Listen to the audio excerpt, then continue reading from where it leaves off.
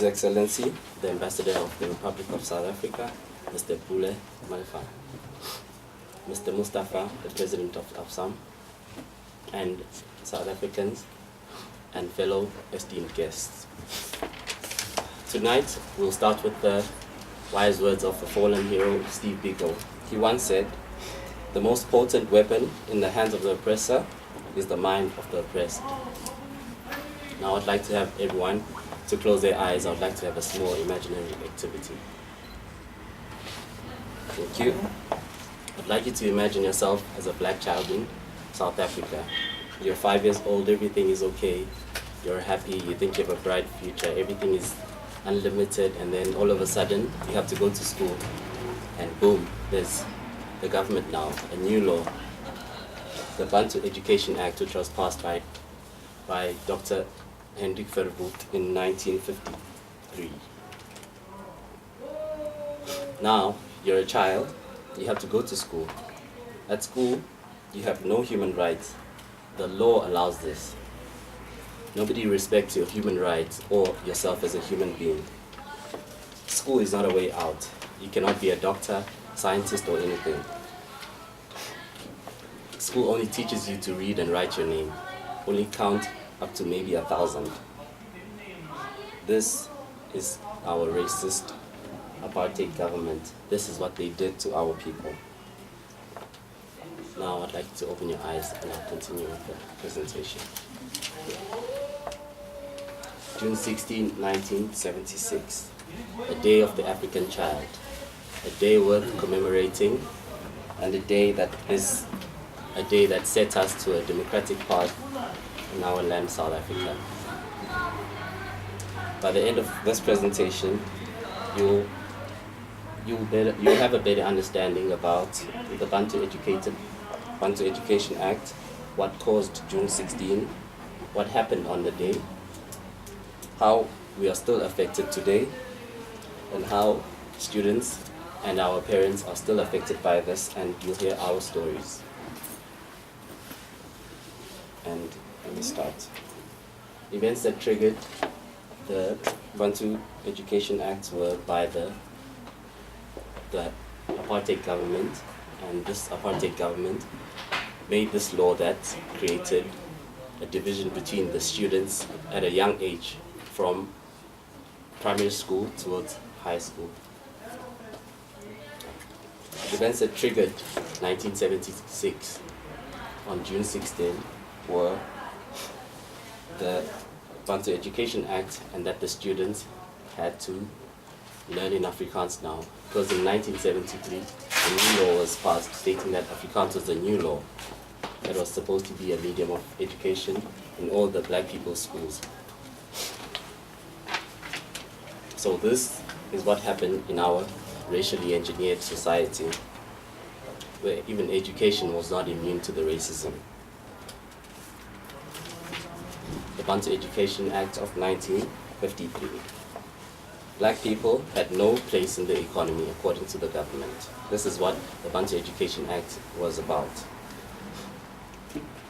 Educational opportunities were not for the black people.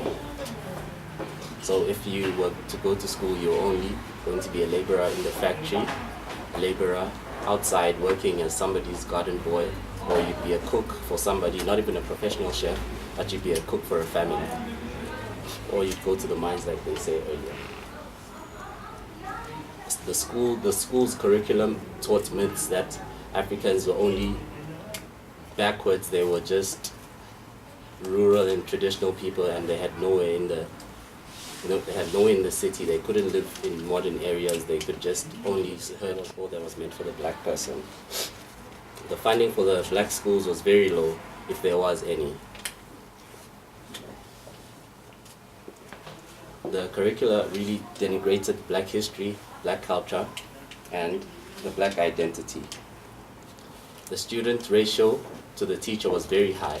So maybe in one class you'd have one teacher to 60, 80 students. That's if even the students came to school, because there was no infrastructure around the schools. So there were no roads going to school, there were no toilets at school, no taps. So if you needed to go to the toilet, you'd find the nearest river or nearest bush So that was your only option back then. Teachers were trained to a specific level so that even if they wanted to teach students, they couldn't.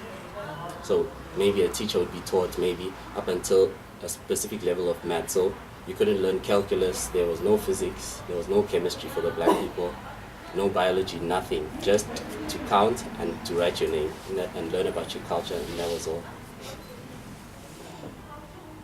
Schools were nowhere near suburbia or the city. So all the schools were supposed to be far away where the government had placed the schools. People couldn't have their own schools, so there were no private schools for the black people. So if you tried to do that, you'd be arrested. And in the words of the racist Dr. Hendrik van Wood, he once said, natives need to be taught at a young age that they are not equal to their European counterparts. So he also is the one who engineered this racist act that was the Bantu education. In 1955, there was a boycott by fellow South Africans. They tried to do their own schools, but they didn't call them schools because it was illegal. So they called them cultural clubs. In these cultural clubs, that's where priests and the church and whoever could afford or help out in anything, they're the ones who were teaching students how to read literature or understand literature and other things whatsoever. There was no funding because these people were doing this out of their own pockets, so this boycott was eventually not fruitful because there was no funding. And the government saw this as an opportunity to close all the students who had gone to these cultural clubs. So there was a law that said all the students who went to these cultural clubs now couldn't go back to school. And so a lot of people couldn't go back to school out of all of this. And now I'd like to speak about the causes of June 16, like what really triggered the students after all those years of suffering. Why 1976? In 1973, a new law was passed. This law was saying whether you were whatever, you were going to speak in the language of the oppressor, you were going to write in the language of the oppressor. And this really irked the students for 1 year. But in the third year, in the second year they wrote again, but in the third year, the students were gathering together. They started student organizations and they started to march on this day. And on this day, at least 10,000 students were present to start the march. And on this day, the police confronted the students who were marching peacefully. These brutal policemen, they came with their firearms and their live ammunition and with their tear gas and their big trucks and whatever they wanted to come with, because they were afraid of the students because they were dancing too much maybe, but it was just a peaceful. You know, Africans have too much energy, so maybe they were just scared, I don't know. So on that day, of those 10,000 plus students, 5,980 students were jailed on that day. 3,907 were injured, all of this by the police. 577 died on the day from the bullets and the stomping and everything else. Of these 577 that died, 134 were under the age of 18. So how are we affected today? We're still affected, even though it is post-1994 and the black people have voted for their government, we are still affected greatly today. Okay.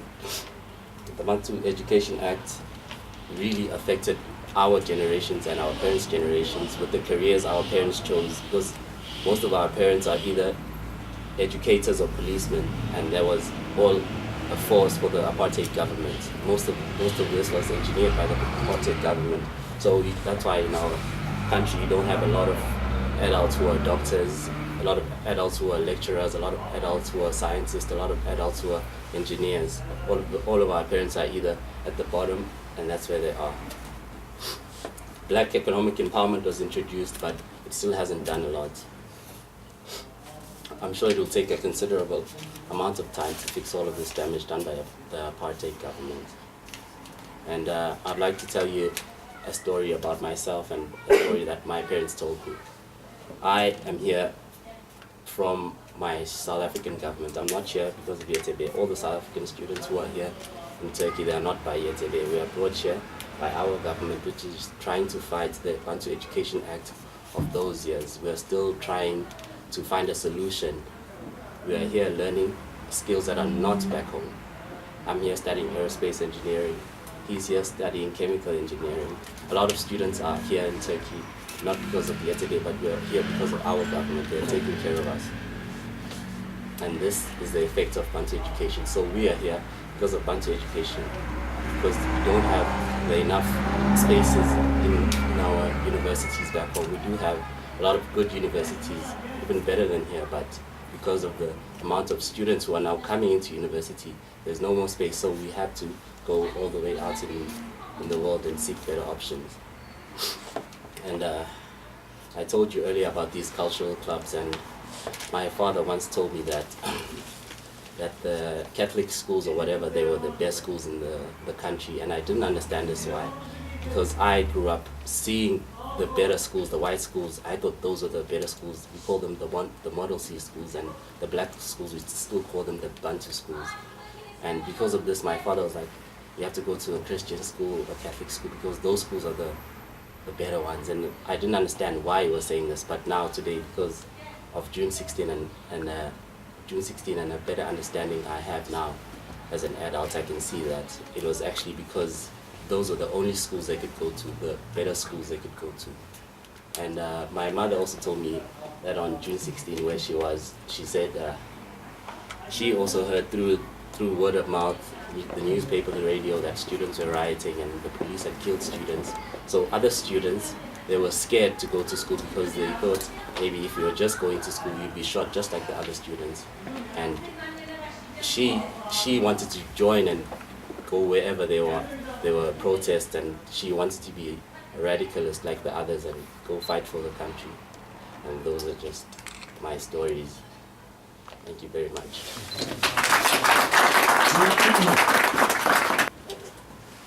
The leadership of Afsam, led by the President, Mr. Mustafa Efe, and the team of the AFRÍKA Strategic Research Center who organized this event.